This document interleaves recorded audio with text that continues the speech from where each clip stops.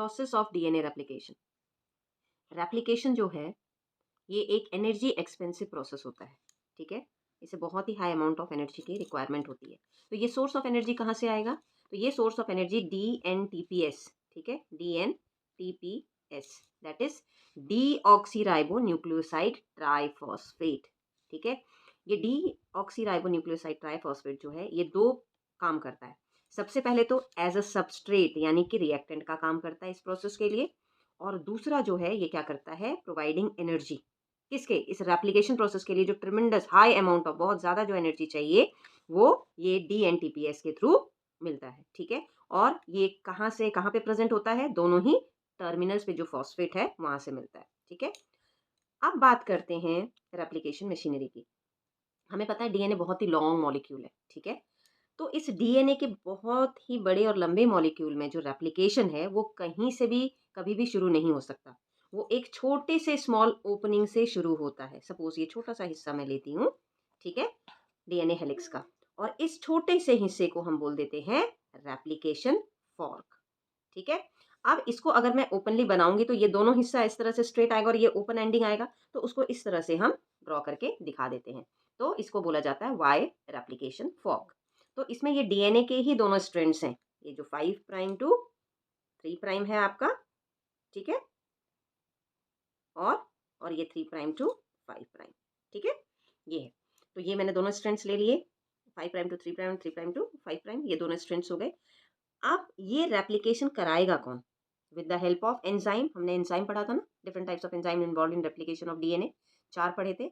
सबसे पहले जो कैटालाइज करता पॉलीमराइजेशन वो कौन सा एंजाइम था? डीएनए पॉलीमरेज, ठीक है, डीएनए पॉलीमरेज। लेकिन डीएनए पॉलीमरेज भी अपने आप रेप्लिकेशन को शुरू नहीं कर सकता, ठीक है। और ये रेप्लिकेशन कहीं भी शुरू नहीं हो सकता, रैंडमली कि कहीं भी शुरू हो जाए, नहीं, वो भी नहीं हो सकता। उसके लिए क्या चाहिए, हमें एक पॉइंट ऑफ ओरिजिन चाहिए जिसे कहते हैं ओराई, ठीक है। तो वो जो पॉइंट जहां से इनिशिएट होगा रेप्लिकेशन उसको कहा जाता है ओराई, ठीक है। वो एक डेफिनेट रीजन या प्लेस में, अगर मैं ई कोली बैक्टीरियम का एग्जांपल लूं, ई कोली डीएनए मॉलिक्यूल का, तो यहाँ पे क्या होता है, एक स्पेसिफिक रिकग्निशन साइट प्रेजेंट होगा, ठीक है, होता है जिस पॉइंट से, ठीक है, डीएनए पॉलीमरेज आइडेंटिफाई करता है, फाइंड आउट करता है, ठीक है। यानी कि ओरिजिन ऑफ रेप्लिकेशन जो हुआ ओराई विच हैज रिकग्निशन साइट, किसके लिए? For DNA polymerase. DNA polymerase recognize करेगा उस पॉइंट से कि यहां से मुझे पॉलीमराइजेशन को कैटालाइज करना है, ठीक है। अब क्योंकि डीएनए डिपेंडेंट डीएनए पॉलीमरेज है जो कि क्या करता है, कैटालाइज पॉलीमराइजेशन, तो और ये पॉलीमराइजेशन जो है एक डायरेक्शन में ही चलता है, that is 5 prime to 3 prime direction में, ठीक है।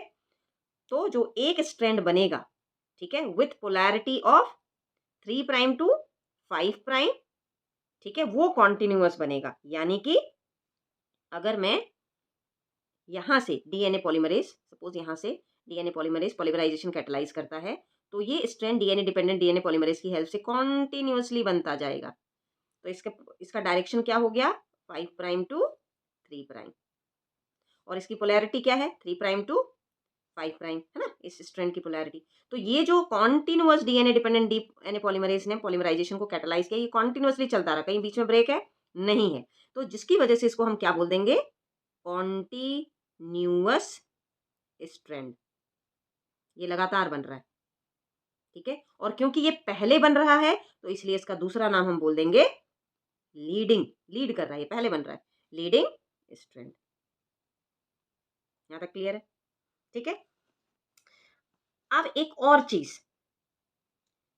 यहां पे जो है डीएनए डिपेंडेंट जो डीएनए पॉलीमरेज है, ये क्या करेगा, ये रिकॉग्निशन साइट जहां से इसने शुरू किया रेप्लिकेशन, ये एक और चीज रिकॉग्निशन साइट प्रोवाइड करेगा, आरएनए प्राइमर का अटैचमेंट, आरएनए प्राइमर। क्यों आरएनए प्राइमर की क्या जरूरत पड़ गई, अच्छा खासा रेप्लिकेशन चल रहा था। तो ये जो आरएनए प्राइमर होता, अगर बाई चांस ये आरएनए प्राइमर अटैच ना हो यहाँ पे, या ये एब्सेंट हो, तो डीएनए पॉलीमरेज जो है वो जो न्यूक्लियोटाइड्स को ऐड करके ये जो कॉन्टिन्यूअस स्ट्रैंड बनाएगा वो नहीं कर पाएगा आरएनए प्राइमर के एब्सेंस में। ठीक है, तो आरएनए प्राइमर क्या करता है, help in addition of nucleotide by DNA polymerase to add nucleotide. यहाँ तक क्लियर है? ठीक है, अब आगे चलते हैं। तो ये तो कॉन्टिन्यूअस स्ट्रैंड हो गया। अब यहाँ पे जो है ये सारे हमारे क्या है, ये टेम्पलेट स्ट्रैंड्स हैं। ठीक है, तो यहाँ पे हम लिख लेते हैं टेम्पलेट स्ट्रैंड। इसको हम पेरेंटल स्ट्रैंड्स भी कहते हैं। टेम्पलेट आप डीएनए लिख लीजिए, टेम्पलेट स्ट्रैंड बोल दीजिए। ठीक है, या पेरेंटल स्ट्रैंड। ठीक है, अब दूसरी तरफ जब डीएनए पॉलीमरेज बनाएगा तो क्योंकि इसका डायरेक्शन किस तरफ से किस तरफ चलता है, polarity 3 prime to 5 prime polarity में चलता है, और इसका डायरेक्शन ऑफ पॉलीमराइजेशन क्या है, 5 प्राइम टू 3 प्राइम। अब इसे क्या करना है, अब इसे उल्टी डायरेक्शन में चलना है ना, इसे उल्टी डायरेक्शन में चलना है। यानी कि अब इसको कहाँ से बनाना होगा, 5 प्राइम से 3 प्राइम की तरफ, तो जो इसके लिए पॉसिबल नहीं है। तो यानी कि अब एडिशन ऑफ न्यूक्लियोटाइड जो है कॉन्टिन्यूअस नहीं हो पाएगा। तो ये क्या करेगा, छोटे छोटे टुकड़ों में इन न्यूक्लियोटाइड्स को यहाँ पे बनाएगा। कौन, डीएनए डिपेंडेंट डीएनए पॉलीमरेज। तो इस तरह से एक सेगमेंट बना, ठीक है, फिर दूसरा बना, फिर तीसरा बना। तो इस तरह से अगर आप देखेंगे तो ये किस तरह से ये स्ट्रैंड बना, टुकड़ों में, यानी ये डिसकॉन्टिन्यूअस फॉर्म में बना। तो ये जो सिंथेसिस होता है इसको हम क्या बोल देते हैं, डिसकॉन्टिन्यूअस सिंथेसिस। ठीक है, डिसकॉन्टिन्यूअस सिंथेसिस, राइट। और ये जो छोटे छोटे टुकड़ों में ये जो फ्रेगमेंट्स बने, इन फ्रेगमेंट्स को क्या बोल दिया जाता है, ओकाज़ाकी फ्रेगमेंट्स। ठीक है, ओकाज़ाकी फ्रेगमेंट्स। ठीक है, बाद में इन फ्रेगमेंट्स को जो फोर्थ एंजाइम हमने पढ़ा था दैट इज डीएनए लाइगेज यहाँ पे काम करेगा और इनको आपस में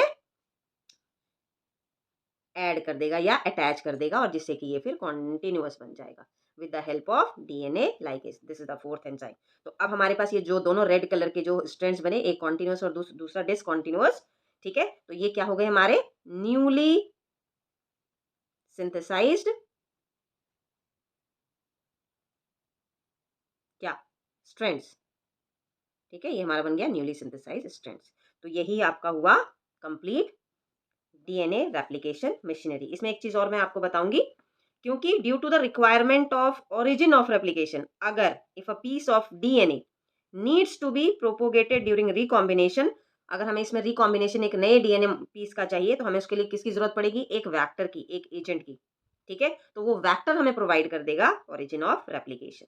इसी तरह यूकैरियोट्स में भी होता है। तो क्या आप बताएंगे कि यूकैरियोट्स में कब होता है डीएनए रेप्लिकेशन, सेल के किस फेज में होता है सेल साइकिल का, एनीवन? तो उसको कहते हैं एस फेज। क्या कहते हैं, एस फेज।